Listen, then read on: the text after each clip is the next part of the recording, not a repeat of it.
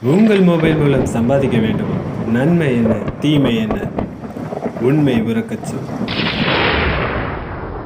நமது சேனலில் தெரிவிக்கப்படும் ஒவ்வொரு கருத்துகளும் தெளிவாக தெரிந்து கொள்வதற்கு மட்டுமே. சேருவதும் சேராததும் உங்கள் விருப்பம். இதில் எந்தவித கட்டாயமும் இல்லை. வணக்கம் உண்மையான உறவுகளே. நேற்று இரவு 7:30 மணிக்கு லைவ் வச்சேன். டெலிகிராம், யூடியூப் சேனல் 2 இடத்துலையுமே ஒரே மாதிரி ஷோ ஆகிறதுக்கு. ஆனால் டோட்டலாக வேஸ்ட்டாக போச்சு. டெலிகிராமில் பெஸ்ட்டாக இருந்தது. யூடியூப்பில் ஆடியோ கேட்கலன்னு நான் கடைசியில் தான் பார்க்குறேன். எல்லாரும் டைமை ஒதுக்கி அது வேஸ்ட்டாகவே போச்சு. அதுதான் ரொம்ப பெரிய எனக்கு ஒரு வெக்ஸ் ஆகின ஒரு மூமெண்ட். ரொம்பவே கவலைப்பட்டேன்னு சொல்லலாம். ஆனால் அப்படி இருந்தால் விட்டுருவோமா என்ன? உண்மை உறக்கச்ச உறவுகள் என்றைக்குமே மறக்கூடாது. டெலிகிராமில் லைவ் ரெக்கார்ட் பண்ணியிருந்தேன். அந்த ரெக்கார்டை தான் இப்போ நான் போட்டிருக்கேன். 2 மணி நேரம் லைவில் நான் பேசின ஸ்பீச்சை மட்டும் கொண்டு வந்திருக்கேன். ஸோ இதுவுமே 1.5 ஸ்பீடில் தான் கொண்டு வந்திருக்கேன். வீடியோ ரொம்பவே லென்த்தாக இருக்கிறனால தான் இதை ஷார்ட்டாக முடிச்சிருக்கேன். யாராவது எஸ்பியை பற்றி என்னென்னு தெரிஞ்சுக்கிறதுக்கும், நாம் எப்படியெல்லாம் இருக்கலாம், எப்படியெல்லாம் இருக்கிறாங்க, இதெல்லாம் தெரிஞ்சுக்கணுன்னா உண்மை உறவுச்சொல் உறவுகளாக நீங்கள் இருந்தீங்கன்னா சேனலை சப்ஸ்கிரைப் பண்ணிக்கோங்க. வீடியோவை ஃபுல்லாக பாருங்கள். டாபிக் என்னன்னா எல்லாருமே தெரியும், டிஎல்இஸோட தெரியும். ஆனால் உண்மை உறவுச்சொல் உறவுகள் உங்களை நீங்களே இருக்கீங்க. ஸோ அதனால நான் டிஸ்பிளே பண்ணுறத தெரியும்னு நினைக்கிறேன். Okay, motivations, awareness, discipline, decide. ஒரு டிசிஷன் எப்படி எடுக்கணும், ஒரு டிசிப்ளினா எப்படி இருக்கணும், ஒரு அவேர்னஸ் எப்படி எல்லாம் கொடுக்கணும், மோட்டிவேஷனா நம்ம எப்படி எல்லாம் இருக்கணும். இந்த நாளையும் பத்தி டீம் லீடர்ஸ் பக்காவா பேசினாங்கன்னு சொல்லலாம். ஸ்டார்டிங் எந்த வித ப்ரிப்பேர் இல்லாம தெளிவா பேசினாங்க. ஸோ அது மட்டும் ரொம்ப சந்தோஷம். இப்போ எல்லாருக்குமே நிறைய கொஸ்டின்ஸ் இருக்கும். எவ்வளவுதான் பேசினாலும் மெயின் மோட்டிவேஷன் மணி மட்டும் தான். ஸோ அதை தாண்டி நம்ம கொஞ்சம் பேசலாமே. உங்களோட கொஸ்டின்ஸ் ஆன்சர்ஸ் எல்லாத்துக்குமே இருக்கும். கண்டிப்பா எல்லாரும் வெயிட் பண்ணுங்க. ஃபர்ஸ்ட் ரிலாக்ஸா இருங்க. அடுத்து என்ன நடக்க போகுதுன்னு நம்ம லைஃப்லயும் தெரியாது. ஸோ நம்ம லைஃப்லயே டோட்டலா நம்ம லைஃப்ங்கிற ஒரு டோட்டல் சப்ஜெக்டே அதுதான். அதுலயே அடுத்தது என்ன நடக்க போகுதுன்னு தெரியாதப்போ நம்ம சின்ன சின்ன ஒவ்வொரு லெட்டர்லையும் ஏன் எதிர்பார்க்கணும்? ஸோ ஜஸ்ட் ரிலாக்ஸா இருந்து கொஞ்சம் இதை பேசிட்டு நம்ம உங்களோட கொஸ்டின் ஆன்சர் எல்லாமே கிளியர் பண்ணலாம். ஸோ இப்போ மோட்டிவேஷனா என்ன? முதல்ல நாமையே எந்த இடத்துலயுமே நாம ஒரு நம்பிக்கை ஒண்ணு கிரியேட் பண்ணிருப்போம். காலையில எந்திரிச்சதுமே அப்பாடா நம்ம உயிரோட இருக்கோம் யாருமே நினைக்க போறது இல்லை. ஏன்னா அது இயல்பு. நம்ம எப்படியும் நைட்டு தூங்குவோம், காலையில எழுந்திருப்போம். யார் எந்திப்பா, யாரு தூங்குவா, எதுவுமே தெரியாது. பட் இயல்பு, நம்ம அதை கண்டுக்கவே இல்லை. சோ அதுதான் நம்ம பயமறியா ஒரு செயல் தான். ஒண்ணு நடக்குமா இல்லையான்னு ஒரு இடத்துல தெரியாது. பயமறியா ஒரு செயல் தான் உங்களோட தன்னம்பிக்கையை தூண்டுற ஒண்ணு. அந்த இடத்துல நீங்க இன்னொருத்தரோட வார்த்தையை உங்களோட வாழ்க்கையா வச்சீங்கன்னா கண்டிப்பா அதுல உங்களோட மோட்டிவேஷன், உங்களோட தன்னம்பிக்கை எந்த இடத்துல செதறணும்னே தெரியாது. ஒருத்தர் ஒரு சோறு இருக்கு, அந்த சோறு ஒருத்தர் ஒரு பருக்கையை வச்சு வெந்துட்டுன்னு சொல்லுவாங்க. ஒரு பருக்கையை வச்சு ஒவ்வொரு பருக்கை, அது ஒரு சோறு பார்த்தா அது ஒரு பழமொழி உண்டு, அது தெரியல. சோ ஒரு பருக்கையை பார்த்துட்டு மொத்தமா சோறு வெந்துட்டுன்னு சொல்லுவாங்க. ஆனா அதுல மேல யாராவது உள்ள இடையில பாதி சோறுக்கு மட்டும் ஒரு டெக்னிக்கா வச்சு பாதி மட்டும் வெந்திருக்கும், கீழே வேகலன்னு வைக்கல. சோ அது எங்க மனிதனோட ஒரு சதி. ஆனா பழமொழிங்கிறது ஒரு விதியா நம்மளோட அனுபவத்தை வச்சு சொல்லுவாங்க. ஆனா மனிதனோட சதியுமே இதுக்குள்ள உண்டு. வளர வளர ஒவ்வொரு காலம் வளர வளர விதிகள் அதிகமாகுதோ இல்லையோ சதிகள் ரொம்பவே அதிகமாகுது. அப்ப இந்த சதிகளை நம்ம மதியால மட்டும்தான் வெல்ல முடியுமே தவிர வேற எந்த விதிகளும் நம்மளோட வாழ்க்கையில அது ஒரு இயல்பு, அது ஒரு இயற்கை எப்படி அது விதியோ அதை நம்ம மாத்தவே முடியாது. ஆனா சதியை கண்டிப்பா நம்ம மதியால வெல்ல முடியும். அது காரணம் யாரோட பேச்சையும் கேட்காம உண்மை என்ன ஒரு கேள்வி. ஒரு நெகட்டிவா பாக்குறீங்களா, இது உண்மையான ஒரு கேள்வி வைங்க. ஒரு பாசிட்டிவா பாக்குறீங்களா, அது உண்மையான ஒரு கேள்வி வைங்க. எந்த இடத்துல உங்களுக்கு ஒரு உண்மைன்னு தெரியுதோ அந்த இடத்துல நிலையா நில்லுங்க. ஒரு இடத்துல என்னால முடியாதுன்னு ஒரு வார்த்தை யார் சொன்னாலும் சரி, ஓகே உங்களால முடியாது, அடுத்த வேலை நம்மளால என்ன முடியும்னு அடுத்ததை நோக்கி போங்க.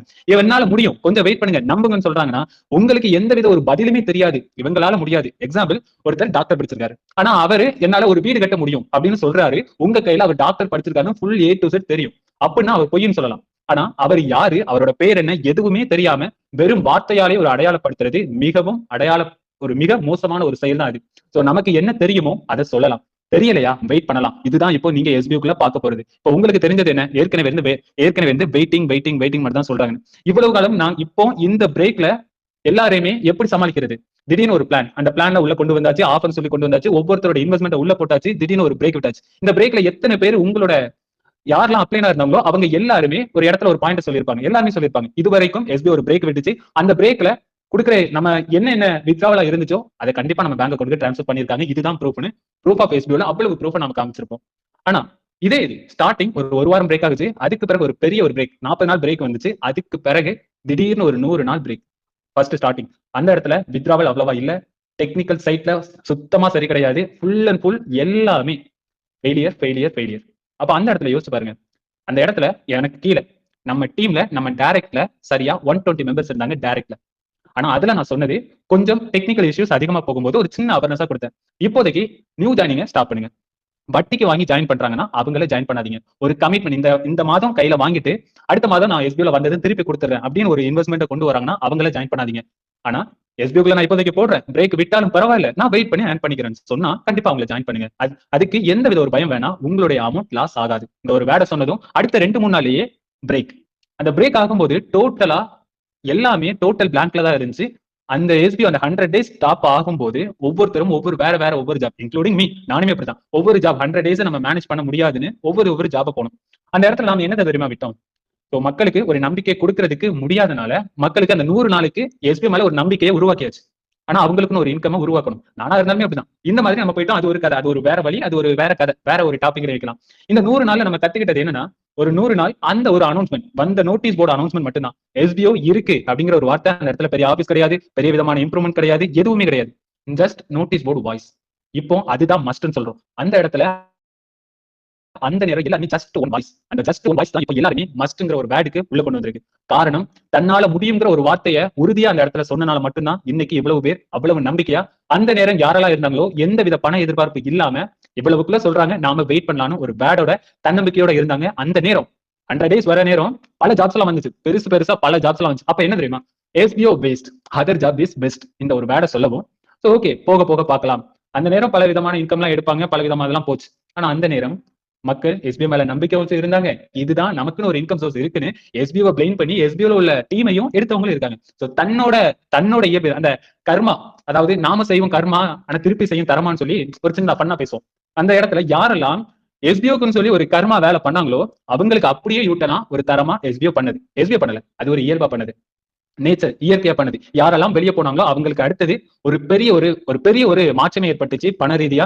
அந்த ஒரு செகண்ட், அந்த ஒரு 2 மாசமோ 3 மாசமோ நீங்க சொல்லலாம். ஆனா அந்த நேரம் ஒரு வருஷத்துக்காக உழைக்கிற ஊதியம் கூட அந்த 3 மாசத்துல கிடைச்சவங்களும் உண்டு. ஒரு நபர் இல்ல, 2 நபர் இல்ல, எஸ்பிஓல டாப்ல லீடரா இருக்க ஃபர்ஸ்ட் மெம்பர் அவங்க மட்டும் இல்ல, கடைசி பேர் மட்டும் ஜாயின் பண்ணவங்க உண்டு. அந்த நேரம் ஏர்ன் பண்ணவங்க உண்டு, அவ்வளவு கமிட்மெண்ட்டை கம்ப்ளீட் பண்ணவங்க உண்டு. இந்த இடத்துல நாம புரிஞ்சுக்க வேண்டியது ஒண்ணே ஒண்ணு, எஸ்பிஓ என்னால இது முடியாதுன்னு ஒரு வார்த்தை சொல்லிட்டாங்களா, ஓகே பினிஷ், முடிவெடுத்துருங்க நீங்களும். ஆனா என்னால முடியும், இப்போதைக்கு வெயிட் பண்ணுங்கன்னு ஒரு வார்த்தையை சொல்றாங்களா, எதையுமே நீங்க யோசிக்க வேணாம். சக்சஸ் ஆர் ஃபெயிலியர் நம்மளோட கையில இல்ல, பட் அவங்களோட வார்த்தை முடியும்னு சொல்றாங்க, வெயிட் பண்ணி பார்க்கலாம்.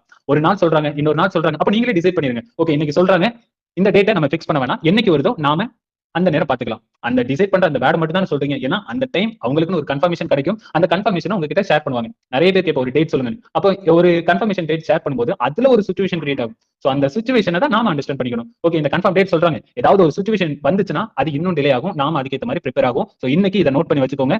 டிஎல்டிஸ், எஸ்பிஓ ஃபேமிலிஸ், உண்மை உறவுகள் உறவுகள் எல்லாருமே இதை நோட் பண்ணி வைங்க. சோ அப்பதான் எஸ்பிஓ மேல ஒரு ட்ரஸ்ட் உங்களுக்கு உருவாகும். உங்களுடைய அப்ளைன் உங்களை என்ன ஆசை காட்டி கொண்டு உள்ள வந்தாங்கன்னு தெரியாது. ஆனா எஸ்பிஓ நோட்டீஸ் போல ஒரு அனௌன்ஸ்மெண்ட் வந்த ஒரே வார்த்தை, எங்களால இப்போதைக்கு இப்படிதான் முடியும், நாங்க அவ்வளவு கத்துக்கல, நாங்களே கத்துக்கிட்டு நம்மளே கத்துக்கிட்டோம், நம்மளே செயல்படுத்துறோம், நாமளே சம்பாதிக்கிறோம். இந்த ஒரு வார்த்தையை ஏற்கனவே சொன்னனால மட்டும்தான் இந்த இடத்துல எந்த ஒரு பிரச்சனை வந்தாலும் அதை கவனமா ஹேண்டில் பண்ணணும். ஒரு இடத்துல ஒருத்தருக்கு நல்ல அடிபட்டுச்சுன்னு அவர் தான் அடுத்த ஆளுக்கு நல்ல ஒரு அட்வைஸ் கொடுப்பாரு. ஏன்னா தான் பட்ட அடியின் அனுபவம் அடுத்தவங்களுக்கு இருக்கக்கூடாது. அனுபவ சொல் என்னைக்குமே ஒரு சிறந்தது. அந்த அனுபவப்பட்டனால மட்டும்தான் மக்களுக்கு ஏத்த ஒரு கம்பெனியா இல்லாம கம்பெனிக்கு ஏத்த ஒரு மக்களுக்கு ஏத்த கம்பெனினா என்னைக்குனாலும் பினிஷ். மக்கள் எப்படி வேணாலும் ஒண்ணு கேட்பாங்க, நான் 2 லட்ச ரூபா போடுறேன், நான் 3 லட்ச ரூபா போடுறதுக்கும் தயாரா இருக்கேன், எனக்கு ஒரு இன்கம் மட்டும் ரெகுலரா கொடுங்கன்னு சொல்லலாம். ஆனா கவர்மெண்ட் ஒத்துக்காது. சொன்னா 1000 ரூபாய் கொடுக்குறேன், நான் சின்ன வேலை தான் பார்ப்பேன்னு சொன்னா அதுவும் மக்களுக்கு ஏற்ற கம்பெனி தான். சோ ஓகே நம்ம இந்த மாதிரி பண்ணிக்கலாம், கொஞ்ச நாள் மேனேஜ் பண்ணிக்கலாம், இவங்க கேட்கறாங்கன்னு சொல்லி ஒரு கம்பெனி கிரியேட் ஆகுதுன்னா அந்த இடத்துல ஃபெயிலியர். எப்படி கிரியேட் ஆகுங்கிறது திங்க் பண்ணலாம்னா, ஒரு ஜாப் இருக்கு, அந்த ஜாப்ல இந்த மாதிரிலாம் இருந்தா நல்லா இருக்குமே அப்படின்னு ஒரு கொஸ்டினை ஒரு ஜாப்ல வைக்கிறாங்கன்னா அந்த ஜாப்ல இருக்கிற ஒரு நபர் ஜஸ்ட் யூசரா இருக்கலாம், லீடரா இருக்கலாம், யாரா வேணா இருக்கலாம். ஓகே இவங்க கேட்கிற மாதிரி நாம ஒரு கான்செப்டை உருவாக்கலாமே உருவாக்குவாங்க. அதுல ஈஸியா எல்லாரும் ஜாயின் பண்ணுவாங்க. தட் இஸ் இதுதான் ஒரு ஸ்ட்ராட்டஜி. ஒரு கம்பெனி உருவாகிறதுக்கு இன்னொரு கம்பெனில உள்ள நபரின் மக்களுடைய கருத்துக்களை வச்சுதான் ஒரு கம்பெனியை கிரியேட் பண்ணுவாங்க. தட் இஸ் இது ஒரு ஸ்ட்ராட்டஜி. சோ இந்த ஸ்ட்ராட்டஜியை நாம எப்பவுமே மாட்டிக்க கூடாது. மாட்டிக்காம இருக்கிறதுக்கு ஒண்ணுதான், அவங்களுடைய எதிர்பார்ப்புகள் எந்த நோக்கங்கள் இருக்கு, அதிகமா சீக்கிரமா சம்பாதிக்கலாம், சீக்கிரமா பணம் கொடுக்கலாம் ஒரு நோக்கத்தை உங்ககிட்ட ஒரு தாக்கமா வைக்கிறாங்கன்னா அந்த ஏக்கத்துல நீங்க மாட்டிக்காதீங்கன்னா எப்பவுமே நான் சொல்றது. சோ இது எல்லாத்தையுமே எஸ்பிஓ ஒரு அனுபவ சொல்லணும் உண்டு இல்ல, அந்த எஸ்பிஓ ஏற்கனவே 2018 தொடக்கத்துல இருந்து 2019-20 இடையில வரமட்டும் அந்த அனுபவ அடி வாங்கிட்டே தான் இருந்தாங்க தவிர எந்த இடத்துலயுமே காட்டிக்கல. வாங்கினது இப்ப யாருக்குமே தெரியாது. இப்ப எத்தனை பேர் எஸ்பிஓ அக்டோபர் மாசம் வரும், எஸ்பிஓ 2026 வரும், யூடியூப்ல வந்து கமெண்ட் சொல்றேன் 2026 வரும், எத்தனை ஒவ்வொரு டேட் சொல்லுவாங்க. அவங்க எல்லாருமே உண்மையாவே அவங்க எஸ்பிஓ யூசர் தான் இருந்தா அவங்களுடைய ஸ்டாஃப் ஐடி போட்டு நான் சொல்ற டேட் தான் நான் கண்டினியூ பண்ணுவேன், அதுக்கு முன்னாடியும் எஸ்பிஓ ரீ ஓப்பன் ஆகுச்சுன்னா நான் கண்டினியூ பண்ண மாட்டேன்னு யாரு சொல்லுவா? ஏன்னா அவங்களுக்கே தெரியாது எப்ப ஓப்பன் ஆகும்னு தெரியாது. ஏதாவது சொல்லணும். சோ ஏதாவது ஒரு இடத்துல சொல்லணும், அந்த இடத்துல பிளேம் பண்ணணும். அந்த இடத்துல ஒருத்தர் வளர்றதுக்கும் ஒருத்தர் தாழ்றதுக்கும் இந்த மனிதனோட நாவுங்கிறது ரொம்பவே முக்கியமா இருக்கு. அந்த நாவை நம்ம எப்படி பயன்படுத்துறோமோ அதே மாதிரி தான் நம்மளை பத்தி ஒரு நாவு பயன்படுத்தும். ஒரு நபர் உங்க கூட இருக்காங்க, ஒவ்வொருத்தரை பத்தி குறையா பேசிட்டு இருக்காங்க, அவங்களோட கான்டெக்ட்ல தள்ளியே இருங்க. அந்த குறை உங்களை விட்டும். குறைங்கிறது கொரோனா மாதிரி ஒவ்வொரு இடத்துலயும் ஒவ்வொருத்தர்ட்ட பரவி விட்டுட்டு அவங்களையும் பரவி விடும் தான் தவிர உங்களை வளர விடாது. ஸோ இந்த இடத்துல நீங்க ஒவ்வொன்றையா புரிஞ்சுக்கிட்டு நீங்க செயல்படுங்க. ஒரு அவேர்னஸ்ங்கிறது ஒரு இடத்துல நீங்க இருக்கீங்க, ஒரு ஜஸ்ட் ஒரு வீடியோ. இன்னைக்கு எல்லாருமே உங்களோட டீம்ல இருப்பீங்க, எல்லாருமே இந்த லைவ் எண்ட் ஆகுனதும் நீங்க ஒண்ணு ரெடி பண்ணிக்கோங்க. ஒரு வீடியோ, ஒரு ஸ்கிரீன் ரெக்கார்ட் வீடியோ. யூடியூப், அதாவது டெலிகிராம்ல நம்ம என்ன செக்யூரிட்டி செட்டிங்ஸ்லாம் வைக்கணும், வாட்ஸ்அப்ல நம்ம என்ன செக்யூரிட்டி செட்டிங்ஸ்லாம் வைக்கணும். கேலா இருந்தீங்கன்னா கண்டிப்பா உங்களோட விருப்பம் இருந்தால் ஓகே நீங்க வைக்கலாம், அது உங்களுடைய விருப்பம். ஆனா பாதிப்பு வந்தா தெரியாது. உங்க மொபைல் நம்பரும் உங்க டிபியும் நீங்க ஹைட் பண்ணிட்டு உள்ள வரலாம். அப்படி நீங்க உள்ள வரீங்க, நீங்க டிபியோட தான் உள்ள வருவீங்கன்னா அதுக்கும் எனக்கும் எந்த வித பொறுப்பு இல்லை இப்படின்னு ஒரு வார்த்தை, ஒரு பயப்படவே வைங்க, அவங்கள ஒரு பயப்பட வைங்க. சோ இது எல்லாம் ஓகே. வேற குரூப்ல இருக்கிற ஒரு நபர் வேற ஒரு ஜாப் உங்ககிட்ட சொல்றாங்கன்னா அதுல நீங்க ஜாயின் பண்ணி அமௌண்ட்டை லாஸ் பண்ணீங்கன்னா அதுக்கு நாங்க பொறுப்பு இல்லை, எந்த ஒரு ஹெல்ப்பும் பண்ண முடியாது.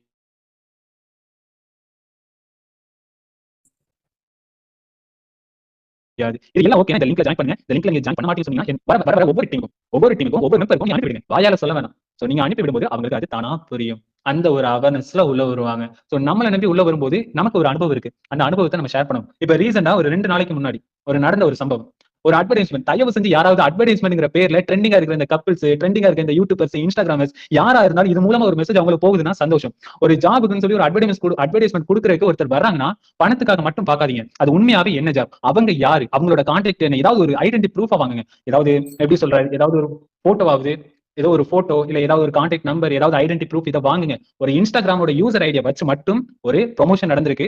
அந்த ப்ரொமோஷன் மூலம் அந்த ப்ரொமோஷனை பார்த்து ஒரு சிஸ்டர் அந்த ஐடிக்கு மெசேஜ் பண்ணிருக்காங்க. டீடைல்ஸ் எல்லாம் photos including photos, mobile numbers வாங்கி பிளாக்மெயில் பண்ணிருக்காங்க. ப்ரொமோஷனுக்காக அந்த ஒரு யூசர் ஐடி, ஒரு ஃபேக் ஐடி, ப்ரொமோஷனுக்காக வேற ஒரு கப்பல்ஸ் கிட்ட ப்ரொமோஷன் பண்ண கேட்டுட்டு இவங்க கிட்ட பிளாக்மெயில் பண்ணி அமௌண்ட் கேட்டிருக்காங்க. இது எவ்வளவு பெரிய ஒரு கொடுமை. அப்ப இந்த இடத்துல எங்க வந்து இடிக்குதுன்னா, ஃபர்ஸ்ட் ப்ரொமோஷன் யார் என்னன்னே தெரியாது. அந்த எஸ்பியோட லோகோ அந்த ஃபேக் ஐடி வச்சிருக்காங்க. எப்படியோ என்னை கான்டாக்ட் பண்ணிட்டாங்க.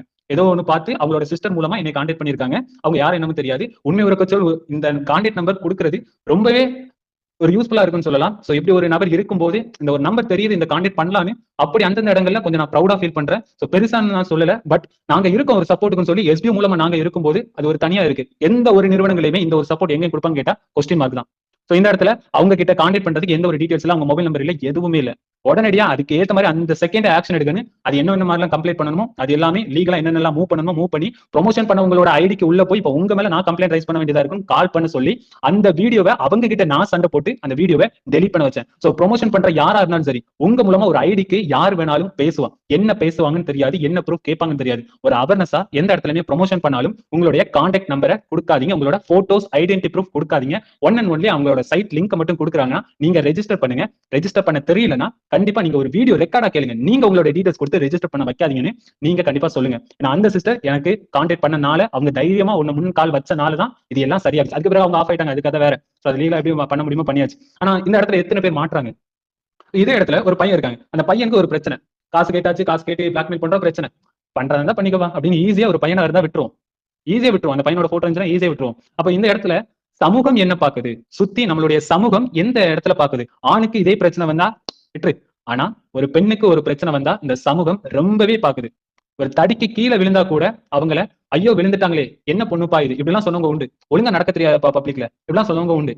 சோ இந்த இதெல்லாம் எப்படின்னா நம்மளுடைய முற்கால மனிதர்களுடைய இயல்புகளோட வந்த ஒண்ணுதான். இது எந்த இடத்துலயுமே இது சட்டம்னு சொல்லல, இதுதான் இப்படின்னு சொல்லல, எந்த ஒரு இடத்துலயுமே சொல்லல. சோ அப்போ இந்த நமக்கு முன்னாடி உள்ள ஒரு முன்னோர்கள்னால ஒரு தாட் ஒரு திணிச்சிட்டாங்க, நம்ம மேல திணிச்சிட்டாங்க. அப்ப இது எல்லாம் நம்ம மாத்துறது எப்படின்னா, இப்ப நீங்க கேக்குறீங்க, நான் கேக்குறேன், நம்ம வீட்டுல உள்ளவங்களை நாம எப்படி சப்போர்ட் பண்றோமோ அது அடுத்த நாள் மாறும், இன்னொருத்தருக்கு மாறும், ஒவ்வொருத்தருக்கு மாறும். நான் இப்ப என்னோட சிஸ்டருக்கு ஒரு ஃப்ரீடம் கொடுக்குறேன்னா என்னை பார்த்து இன்னும் 2 பேர் என்னோட சித்தப்பா பையனா இருந்தாலும் சரி, என்னோட பெரியப்பா பையனா இருந்தாலும் சரி, அவங்களோட தங்கச்சிக்கு ஒரு ஃப்ரீடம் கொடுப்பாங்க. இந்த மாதிரி ஒவ்வொருத்தருக்கும் வெளிப்படையா கொடுக்கும்போது அந்த இடத்துல ஒரு தைரியம் வரும். தைரியம்னா என்ன தைரியம், எந்த பிரச்சனை வந்தாலும் சரி நான் பாத்துக்கிறேங்கிற ஒரு வார்த்தை உங்க வீட்டுல உள்ளவங்க யாருக்குனாலும் சொல்லுங்க. எந்த இடத்துலயுமே பிரச்சனை வராத மாதிரி பாத்துக்கமா அப்படின்னு ஒரு வார்த்தையை சொல்ற விட எந்த பிரச்சனை வந்தாலும் நான் பாத்துக்கிறேன், ஓ மேல தப்பு இருக்க கூடாது, இந்த ஒரு வார்த்தையை மட்டும் நீங்க சொல்லுங்க. எந்த ஒரு தனி இடத்துல போனாலும் சரி, யார் எந்த ஒரு பிரச்சனை பண்ணாலும் சரி, அவங்களுடைய கை நிச்சயமா ஓங்கும். அந்த ஓங்குற இடம் தான் நீங்க கொடுக்குற தைரியம். சோ நீங்க இந்த நேரத்துல எல்லாம் புரிஞ்சுக்கோங்க. ஏன்னா அவ்வளவு பெருசா ஒவ்வொன்றையும் பாத்துக்கிட்டு இருக்கோம். ஓகேவா. சோ இதனால அவ்வளவு ஒரு சோசியல் மீடியா கிரியேட் பண்ணி நம்ம ஒரு தாட்ல மூவ் பண்ணா, ஆனா இது ஒரு தாட்ல மூவ் ஆகுது. எவ்வளவு பெரிய ஒரு ஏமாற்றங்களா இது மட்டும் இல்ல, இன்னும் எவ்வளவு. சோ அந்த இடத்துல எந்த இடத்துலயுமே ஒரு இது கொடுத்துறாதீங்க. Don't allow human negativities. நமக்குலாம் கண்டினியூவா வரான்னு தெரியாது இங்கிலீஷ்லாம். ஆனா ஒரு நாள் வரும். எல்லா லாங்குவேஜையும் கத்துக்கலாம். ஓகே. அடுத்தது டிசிப்ளின். இந்த டிசிப்ளின்ங்கிறது நம்ம நீட்டா ஒரு இடத்துல அழகான ஷர்ட் போட்டுட்டு, அழகான ட்ரெஸ் போட்டுட்டு, ஒரு அழகான ஒரு யூடியூப் வீடியோ பார்த்து ஒரு போல்டா நெஞ்ச நிமித்தி நடக்கிறது இல்ல டிசிப்ளின். ஒருத்தர் என்ன ஹார்ஷா பேசுறாங்களா, அவங்க கிட்ட டீசென்ட்டா பேசணும். அவங்க பேசுறாங்கன்னா, நாம ஓகே. நீங்க எதுக்கு கோவப்படுறீங்க? நீங்க என்ன பண்றீங்க? உங்களோட கேள்வி என்ன? இந்த மாரி அழகா கேட்கிறது. நீங்க இன்னொருத்தர்கிட்ட கேள்வி கேட்க போறீங்கன்னா, அவங்க கிட்ட நாம எப்படி கேட்டா எப்படி ரெஸ்பான்ஸ் வரும்னு சொல்லி, அழகா நம்மளோட கொஸ்டின அந்த இடத்துல வைக்கணும். நம்ம மேல ஒரு தப்பு இருக்குன்னா, இதுதான் என்னோட தப்பு. இந்த தப்புனால எனக்கு இப்படி இருக்கு. சோ எனக்கு கரெக்ஷன் பண்ண முடியுமான்னு நீங்க ஒரு கொஸ்டின் மார்க் வைக்கணும். சோ டோட்டலா ஒரு ஜெனரலா ஒரு பப்ளிக்ல நம்ம வரும்போது, பல பேர் பலவிதம் இருப்பாங்க. ஆனா அந்த பலவிதத்திலயும் நாம ஒரு விதமா இருக்கக்கூடாது. நாம ஒரு தனி விதமா இருக்கணும். அதுதான் மதிப்போட இருக்கணும். நம்மள நாம மதிக்க கத்துக்கிட்டா கண்டிப்பா அடுத்தவங்கள மதிக்கிறதுக்கு ஆட்டோமேட்டிக்கா வரும். சோ மதிப்பின் மரியாதை கண்டிப்பா உங்களோட எல்லா உறவுகளுக்கும் ஒரு முக்கியம். அந்த முக்கியத்துவத்தை கொடுங்க. மதிப்பில்லா ஒரு மதி கண்டிப்பா எந்த இடத்துலயுமே வெற்றி பெற்றதா சரித்திரமே இல்ல. சோ டிசிப்ளினை மெயின்டைன் பண்ணுங்க. ஒவ்வொரு இடத்துலயுமே உங்களோட டிசிப்ளினை காமிக்கும் போது பாத்தீங்களா எவ்வளவு கூலா இருக்காங்க. சோ வேற எதுவுமே மென்ஷன் பண்றது வேணாம். சாரி. சோ எல்லாருமே கிரிக்கெட்ல ரொம்பவே ஒரு பெரிய ஒரு பிளேயரா இருப்பாங்க. ஆனா பொறுமையா கைட் பண்றது யாருன்னு பார்த்தா கேப்டன் கூல் அப்படிங்கிற ஒரு வார்த்தை. அது யாருன்னு உங்களுக்கு தெரியும். சோ அந்த கேப்டன் கூல், அந்த கூல்ங்கிற வார்த்தை என்ன வேணா பண்ணட்டும். எவ்வளவு நீ பண்ணாலும் நீ இதை பண்ணு, நீ உனக்கு இது சக்சஸ். சோ அந்த கைடன்ஸ், அந்த கைட் பண்றதை பாருங்க. எனக்கெல்லாம் கிரிக்கெட்ல அவ்வளவு பெரிய இன்ட்ரெஸ்ட் இல்ல. ஆனா கைட் பண்ற விதத்தை நோட் பண்ணுவேன். எப்படி பால் சிக்ஸர் பண்றாங்க இல்ல, இவங்க எப்படி கைட் பண்றாங்க, அவங்க எப்படி அந்த மென்டாலிட்டி எப்படி கேட்ச் பண்றாங்க. சோ சைக்காலஜியா எப்படி ஒரு அண்டர்ஸ்டாண்ட் பண்றாங்க. இதை நாம புரிஞ்சுக்கிட்டாலே போதும். மிகப்பெரிய ஒரு சக்சஸ் நம்மளோட லைஃப்ல ரொம்ப பெருசாவே கிடைக்கும். ஓகேவா? சோ இப்போ அடுத்தது என்ன? ஒரு டிசிஷன். இதுதான் மிகவும் பெரிய ஒரு முக்கியம். மோட்டிவேஷனா இருந்தாலும், அவேர்னஸா இருந்தாலும், டிசிப்ளினா இருந்தாலும் அந்த டிசிஷன்ங்கிறதா ஒரு எண்ட். நம்மளோட வாழ்க்கை வெறுப்பாவே போச்சுன்னு ஒரு முடிவு எடுத்தாலும் சரி, என்ன பண்ணாலும் வெறுப்பு தானே ஆகுது. நம்ம ஏதாவது ஒண்ணு பண்ணுவோம்னு சொல்லி வெறுப்பு அது ஒரு முடிவு எடுத்தாலும் சரி. எல்லாமே அந்த ஒரு முடிவுல மட்டும்தான் இருக்கு. முடிவில்லா ஒரு வாழ்க்கை எந்த விதத்திலயும் ஒரு பயன் இல்லை. ஆனா அது ஒரு முயற்சியின் முடிவா இருக்கணுமே தவிர, தோல்வியின் முடிவா கண்டிப்பா இருக்கவே கூடாது.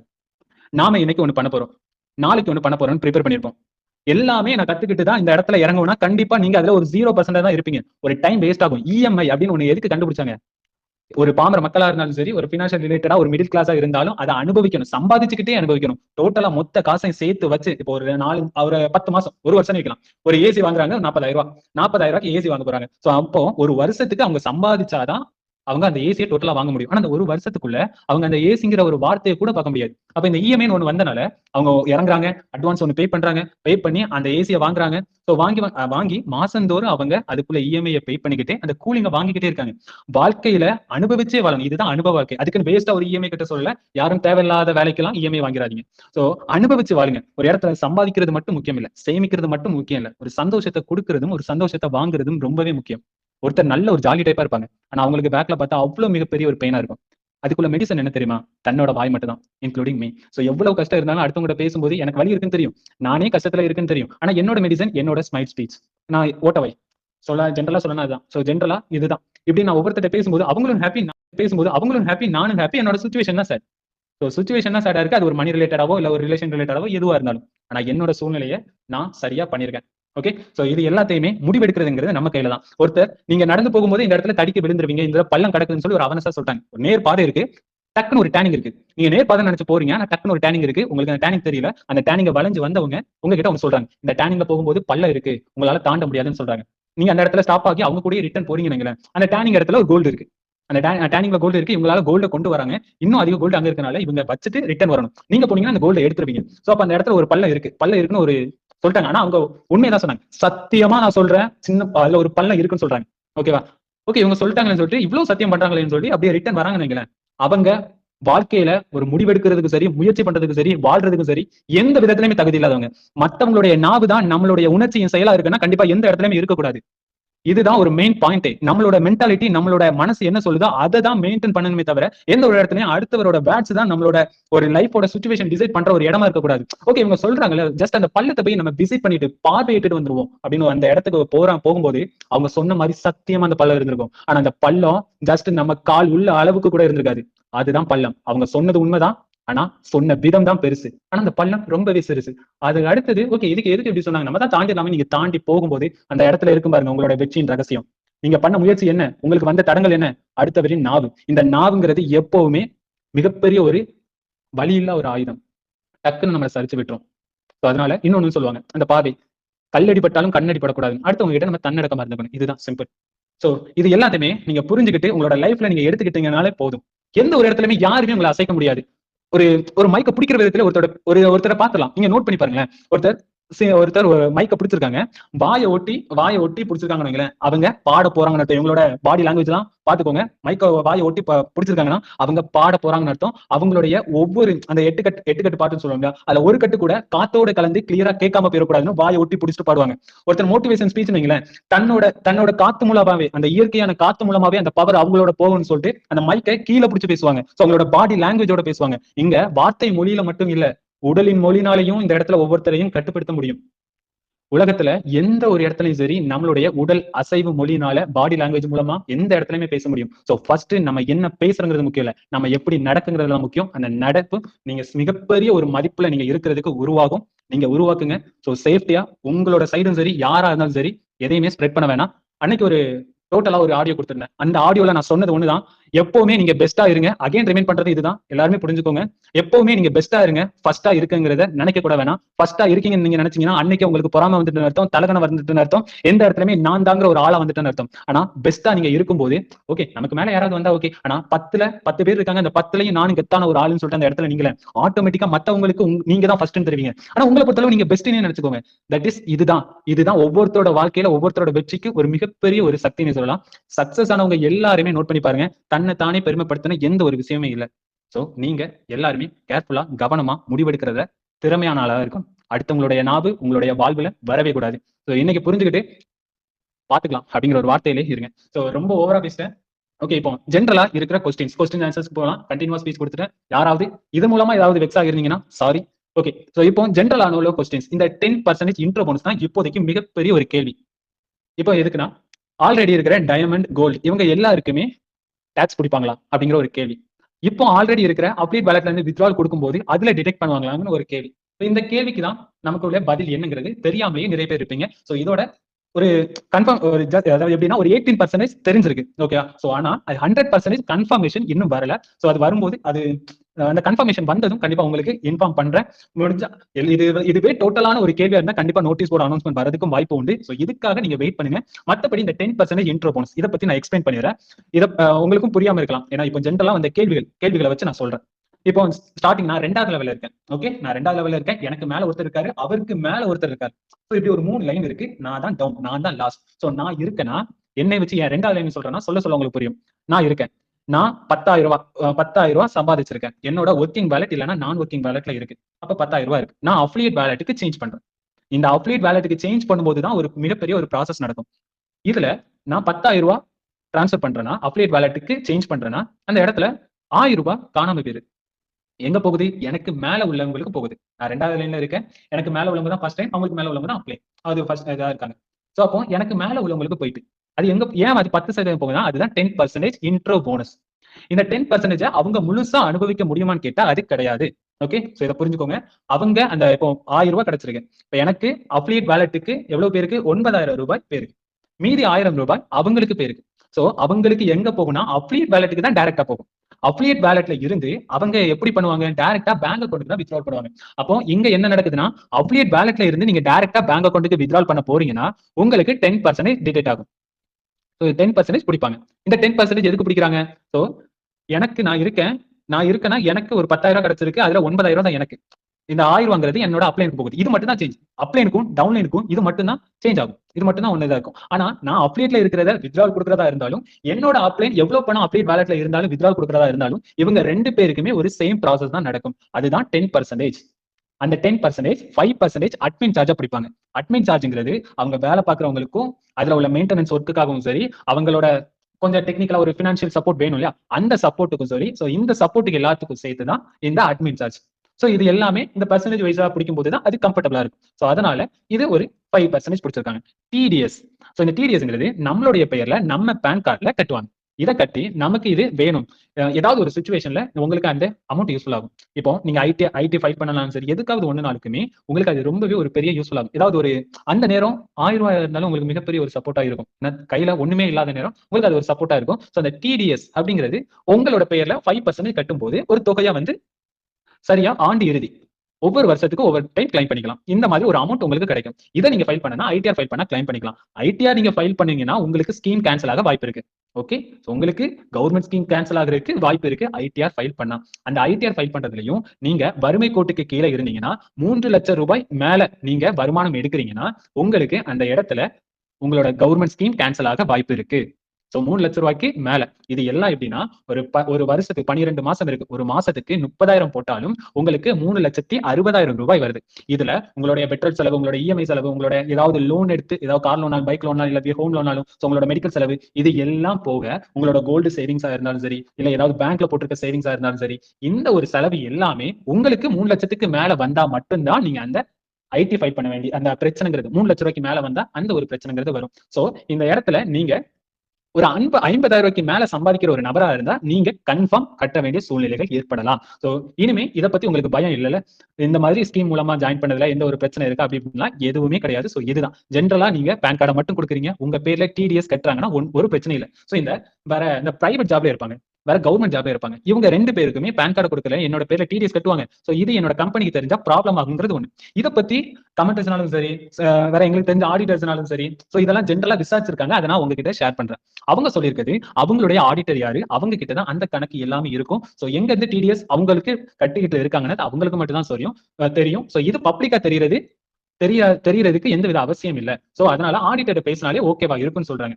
இதை பத்தி ஒரு ஐடியா உங்களோட ஆடிட்டர்ட்ட கேளுங்க. ஆல்ரெடி நீங்க பண்ணிட்டு இருக்கீங்கன்னா அந்த ஆடிட்டர்ட்ட கேளுங்க. அவங்க உங்களுக்கு கிளியரா சொல்லுவாங்க. ஓகே எல்லாம் நான் பாத்துக்கிறேன் அப்படின்னா ஓகே நோ ப்ராப்ளம். சோ இதுதான் ஒரு ஆடிட்டர், சில ஆடிட்டர் சொல்லியிருக்காங்களா, அதை உங்ககிட்ட ஜஸ்ட் ஷேர் பண்ணிருக்கேன். கன்ஃபர்மேஷன் நீங்க உங்களோட ஆடிட்டரை போய் கேட்டாதான் அது தெரியும். சோ ஓகேவா. சோ இப்போ எங்க வேலை இருக்கு. ஓகே 10% அஃபிலியேட் வேலட்ல இருந்து என்னோட அப்ளைன் வித்ட்ரால் பண்ணாலும் சரி, நான் அஃபிலியேட் வேலட்ல இருந்து வித்ட்ரால் பண்ணாலும் சரி, 10% எங்க போகுதுன்னா 5% டிடிஎஸ்க்கும் 5% அட்மின் சார்ஜுக்கும் போயிட்டு. சோ இந்த 10% முடிஞ்சிட்டு இன்னும் 10% தான் நாம ஒரு டீம் கொடுத்துருக்கோம்னா அவங்க கிட்ட இருந்து நமக்கு கிடைக்கும். இதுதான். சோ அப்போ இந்த இடத்துல கன்ஃபார்ம் நமக்கு கிடைக்கிற அமௌண்ட் எவ்வளவு தெரியுமா? இப்போ எனக்கு கீழே ஒரு நபர் இருக்காங்க, அவங்க 10,000 ரூபாய் எடுக்கிறாங்கன்னா அதுல ஒரு 1,000 ரூபாய் எனக்கு கிடைக்குது. அந்த 1,000 ரூபாயில நான் 10% அந்த 1,000 ரூபாயில நான் 10% டிடிஎஸ் ஆகும் அட்மின் சார்ஜ் ஆகும் நான் கட்டணும். அந்த இடத்துல எனக்கு டிடெக்ட் ஆகும். சோ டிடெக்ட் ஆகும்போது எனக்கு 9,000 ரூபாய் கிடைக்கும். சோ இதுதான். ஓகே, சோ இதுதான் உங்களோட பேங்க் அக்கௌண்ட்டுக்கு டிரான்ஸ்ஃபர் ஆகிற ஒரு அமௌண்ட். இப்போ கிளியரா நம்ம ஒரு நபரை ஜாயின் பண்ணி விட்டோம்னா அவங்க கிட்ட இருந்து நமக்கு கிடைக்கிற அமௌண்ட் எவ்வளவு? சோ 9% நம்மளோட பேங்க் அக்கௌண்ட்டுக்கு டிரான்ஸ்ஃபர் ஆகும். அப்ளியேட் வேலட்டுக்கு 10% டிரான்ஸ்ஃபர் ஆகும், பேங்க் அக்கௌண்ட்டுக்கு 9% டிரான்ஸ்ஃபர் ஆகும். சோ இதுதான் கிளியர். பேங்க் டிரான்ஸ்ஃபருக்கு எவ்வளவு அமௌண்ட் கன்ஃபார்மா கிடைக்கும்னா இதுதான் கிடைக்கும். இதுல நான் இருக்கேன், எனக்கு மேல ஒருத்தர் இருக்காரு, அவருக்கு மேல ஒருத்தர் இருக்காருன்னா அவருக்கு போகவே செய்யாது. ஏன்னா இவங்க தான் நமக்கு மேல உள்ளவங்க தான் அஃபிலியேட்ல இருந்து டைரக்டா பேங்க்குக்கு வித்ட்ரால் கொடுக்குறாங்க. பேங்க்குக்கு வித்ட்ரால் கொடுத்தா அவங்களோட பேலன்ஸ் 0 தான். சோ அதுக்கு மேல உள்ளவங்களுக்கு எப்படி கால்குலேட் ஆகும்? ஆகாதுல்ல. சோ இதுதான். அப்போ நாம எத்தனை நபரை நமக்கு நேரடியா ஜாயின் பண்ணிருக்கோமோ அவங்க மூலமா மட்டும்தான் நமக்கு இந்த வருமானம் கிடைக்கும். வேற எந்த ஒரு இடத்துலயுமே அவங்களுக்கு கீழே உள்ளவங்க, இப்போ சில பேர்லாம் ஏற்கனவே எப்படி இருந்துச்சுன்னா 2வது லெவல்ல 10,000 ரூபாய் வித்ட்ரால் கொடுக்குறாங்கன்னா அதுல 1,000 ரூபாய் 1வது லெவல்ல உள்ளவங்க கிடைக்கும். அந்த 1,000 ரூபாயில இருந்து 100 ரூபாய் 10% 100 ரூபாய் மேல உள்ளவங்களுக்கு கிடைக்கும். இந்த மாதிரி இருந்துச்சு. இந்த மாதிரி கான்செப்ட் கேன்சல் இது கிடையாது. சோ ஃபர்ஸ்ட் யார் இருக்காங்களோ அவங்களுக்கு அவங்க டைரக்ட் எவ்வளவோ அவங்க டைரக்டா என்ன அமௌண்ட் அஃபிலியேட் வேலட் வித்ட்ரால் கொடுக்குறாங்களோ வேலட் சேஞ்ச் பண்றாங்களோ அதுதான் டைரக்டா அங்க கிடைக்கும். சோ ஓகே கிளியரா.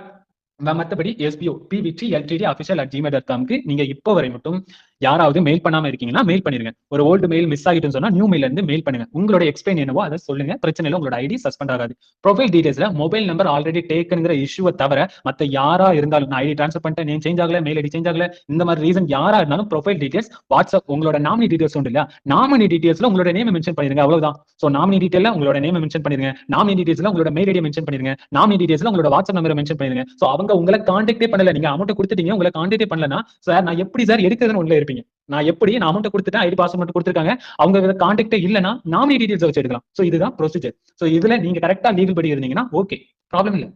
சோ நாமினி டீடைல்ஸ் நீங்க ஃபில் பண்ணி அப்டேட் பண்ணுவீங்களா? ஆனா இப்போதைக்கு உடனடியா நீங்க ரெஜிஸ்டர் மெயில் ஐடியில இருந்து நீங்க மெயில் பண்ணிருக்கலாம். உங்களுக்கு ரீப்ளை இப்போதைக்கு எதிரே பார்க்காதீங்க. என்னோட நேம் சேஞ்ச் பண்ணணும், மெயில் ஐடி சேஞ்ச் பண்ணணும், மொபைல் நம்பர் சேஞ்ச் பண்ணணும், இந்த மாதிரி ரீசன்ல யார் இருந்தாலும் இப்போதைக்கு உங்களுக்கு சேஞ்ச் ஆகாது. சோ நீங்க ப்ரொஃபைல் டீடைல்ஸ் கம்ப்ளீட் பண்ணிருங்க ஆல்ரெடி இருக்கிற டீடைல்ஸை வச்சு. அதுக்கு பிறகு டைரக்டா எங்க பேங்க் டீடைல்ஸ், பேன் கார்டு இதுல வந்துருங்க. இதுல வந்து நார்மலா நீங்க ஆட் பண்றதை ஆட் பண்ணிக்கலாம். இதுல ஒண்ணு இந்த போஸ்ட் ஆஃபீஸ் அக்கௌண்ட் இதுல மட்டும் தான் ஒரு சின்ன கரெக்ஷன், மத்தபடி எல்லா பேங்க் அக்கௌண்ட்டுமே அக்செப்டட் தான், பிரச்சனை இல்லை. போஸ்ட் ஆஃபீஸ்ல IPPP அதை கரெக்டா தான் ப்ரொனவுன்ஸ் பண்றேன் நினைக்கிறேன். அது கவர்மெண்ட் போஸ்ட் ஆஃபீஸ் அக்கௌண்ட் இருக்கும். நம்ம ஒரு பிரான்ச்ல போய் நம்ம பேங்க் அக்கௌண்ட் ஓபன் பண்ணிருப்போம். எனக்கு இதை ஆன்லைன் மூலமா நான் பணம் போட்டு எடுக்கிற மாதிரி எனக்கு லிங்க் பண்ணி அந்த ஆப்பை தாங்கன்னு கேட்டா அந்த ஆப்பை கொடுப்பாங்க. ஸோ இப்போ நான் ஸ்கிரீன்ல யூடியூப்ல இருப்பீங்க, அது ஸ்கிரீன்ல நான் ஷோ பண்றேன் பாருங்க. இருக்கா? IPPB மொபைல், இந்த ஆப் தான். ஸோ இந்த ஆப் உங்ககிட்ட இருக்குன்னா நோ ப்ராப்ளம். ஓகே, ஸோ கேட்டிருக்குன்னு நினைக்கிறேன். ஓகே, இந்த ஆப் உங்ககிட்ட இருக்குன்னா நோ ப்ராப்ளம், எந்த வித பிரச்சனை இல்ல. நீங்க இந்த ஆப்ல ஒரு அக்கௌண்ட் நம்பர் கொடுத்திருப்பாங்க, புக்ல ஒரு அக்கௌண்ட் நம்பர் கொடுத்திருப்பாங்க, ஆப்ல ஒரு அக்கௌண்ட் நம்பர் கொடுத்திருப்பாங்க. இந்த ஆப்ல என்ன அக்கௌண்ட் நம்பர் கொடுத்திருக்காங்களோ அந்த அக்கௌண்ட் நம்பர் தான் நீங்க கொடுக்கணும். ஓகேவா? சோ அந்த அக்கௌண்ட் நம்பர் தான் ரொம்பவே முக்கியம். அதை தவிர நீங்க கொடுத்துறாங்க. சார் இதுக்கு IFSC கோட் எங்க சார்னு கேட்டா, நீங்க டைரக்டாவே உங்களோட யார் போஸ்ட் ஆஃபீஸ்லயும் சரி இல்ல நெட்லயும் சரி நீங்க சர்ச் பண்ணலாம். சோ அதோட IFSC கோட் எல்லாருக்குமே காமனான ஒண்ணுதான். எனக்கு மறந்துட்டு சோ அதை நான் எடுத்து வைக்கல. நீங்க தெரிஞ்சுக்கிட்டு கொடுக்கலாம், பிரச்சனை இல்ல. நீங்க IFSC கோட்ல கரெக்டான IFSC கொடுத்தோம் டிஃபால்ட்டா அதிலே வந்துரும். சோ அது எப்படி வரும்னா இந்தியா போஸ்ட் பேமெண்ட் அக்கௌண்டா, சோ அந்த மாதிரி தான் வரும்னு நினைக்கிறேன். சோ அது வந்துரும். ஓகேவா? No problem. ஓகே, சோ இப்போ அடுத்து எல்லாருக்குமே எல்லா வித பிரச்சனை.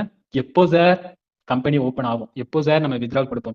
எப்போ சார் ரீஃபண்ட் பண்ண உங்களுக்கு கிடைக்கும்? இனிமே ரீஃபண்ட் பத்தி ஒரு யோசிக்கிற யாராவது ஒருத்தரா இருந்தீங்கன்னா அவங்களுக்கு நான் ஒண்ணு சொல்றது, இது வரைக்கும் நீங்க கஷ்டப்பட்டுட்டீங்க. ஒரு இதுவரை மட்டும் நீங்க கஷ்டப்பட்டுட்டீங்க. இப்ப நாளைக்கே ஓபன் ஆகுதுன்னு வைங்களேன். டாஸ்க் ஓபன் ஆகிட்டு நம்ம வித்ட்ரா கொடுத்துட்டு ஓபன் ஆகிட்டு வைங்களேன். அப்ப இந்த இடத்துல வருத்தப்படுறது யாரு? நீங்க ஒரு 2 மாசமா நீங்க கஷ்டப்பட்ட ஒருத்தர் 2 நாள் கஷ்டப்பட மாட்டீங்கன்னா அந்த 2 மாசம் கஷ்டப்பட்டதுக்கு உங்களுக்கு எந்த வித ஒரு பயம் இல்ல. இதுதான் உண்மை. இந்த இடத்துல இவ்வளவு நாளும் நம்ம வெயிட் பண்ணிட்டோம். ஓகே, இவ்வளவு நாள் நடக்கல, இனிமையாவது நடக்குதான்னு பார்க்கலாம்னு சொல்லி நீங்க வெக்ஸ் ஆகி போய் கூட உட்காந்துக்கோங்க. ஏன் பேக்கப் படிக்கிறீங்க?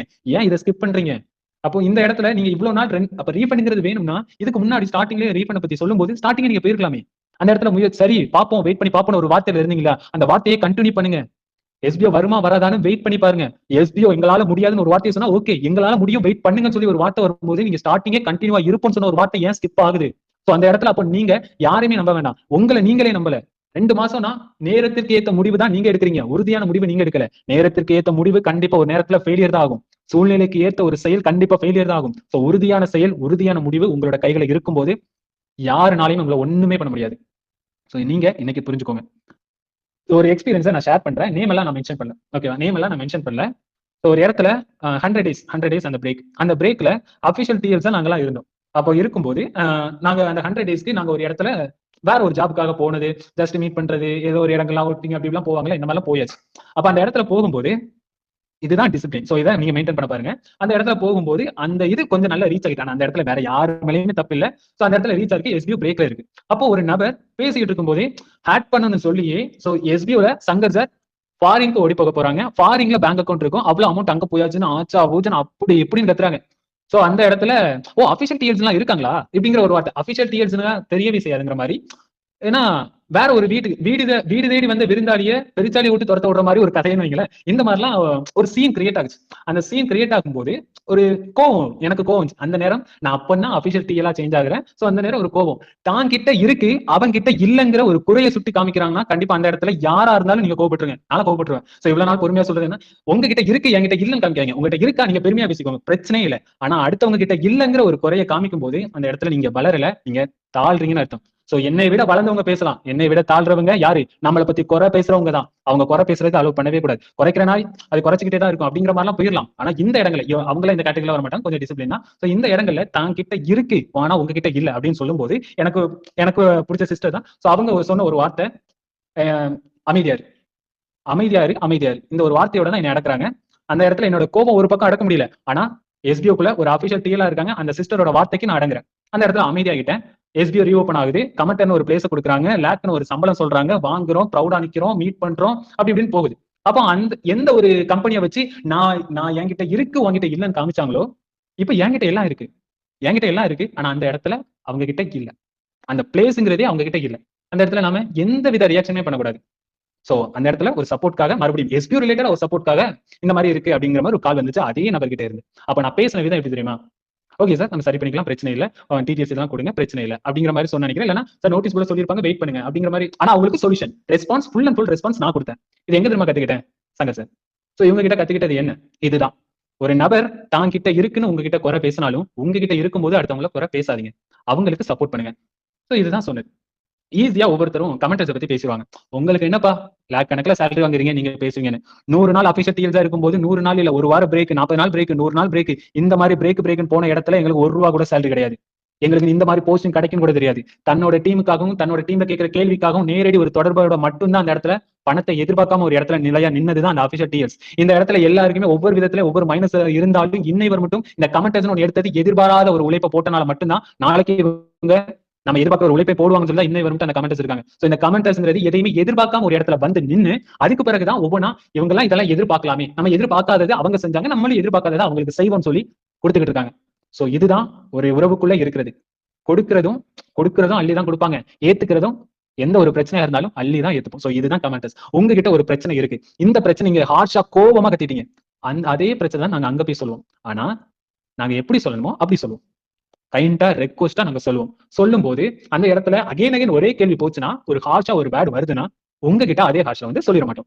சோ உங்ககிட்ட கைண்டா சொல்லுவோம். நீங்க கத்துறீங்களா, ஓகே அங்க கைண்டா சொல்லுவோம், அங்க கத்துனா உங்ககிட்ட கைண்டா சொல்லுவோம். சோ இந்த ரெண்டு பேருக்கும் இடையில அந்த கம்யூனிகேஷன்ங்கிறது மெயினா இந்த கமெண்டர்ஸ் மட்டும் தான். இந்த கமெண்டர்ஸோட த்ரோ நீங்க எப்படி காமிக்கிறீங்களோ உங்ககிட்ட ஆப்போசிட்டா காமிக்க முடியாது. காரணம் அந்த சங்கர் கொடுத்த பாட புத்தகம் எப்படி ஒவ்வொரு இடத்துலயும் ஒவ்வொரு இதையும் சின்ன சின்னதா சொல்லி கொடுத்து செயல் எப்படி செய்யணும், இப்படிதான் இருக்கணும், இப்படிதான் பண்ணணும்னு சொல்லும் போது, சார் நான் இதை மீறிட்டேன், எனக்கு இது கோவம் வந்துட்டு, காரணங்கள் சொல்ல மாட்டோம். ஒரு தவறு ஒரு கமெண்டர் மேல வந்துட்டுனா காரணங்கள் தேட மாட்டோம், பதில்கள் மட்டும் தான் தேடும். சரி சார் நாங்க சரி பண்ணிடுறோம். சோ இந்த மாதிரி அந்த நேரம் இருந்தவங்க தான் இந்த கமெண்டர்ஸா இருக்காங்க. சோ அந்த நேரம் எதிர்பார்க்காம இருந்தனாலதான் இந்த கமெண்டர்ஸ், அந்த கமெண்டர்ஸ் தான் இப்ப சேலரி, இந்த சேலரி, இந்த போஸ்டிங், இந்த பொசிஷன், சோ இந்த ரெஸ்பெக்ட் எல்லாமே அப்படி இருந்தாலும் மட்டும்தான் இப்ப இருக்கு. அப்ப யாரு நீங்க மெயின்டைன் பண்ணிருப்பீங்களா அப்படிங்கிற ஒரு கொஸ்டின் மாதிரி தான். ஏன்னா அந்த டைம் எல்லாமே ஒரு மைனஸா இருக்கும்போது நாங்க பாசிட்டிவ் கிரியேட் பண்ணுவோம்.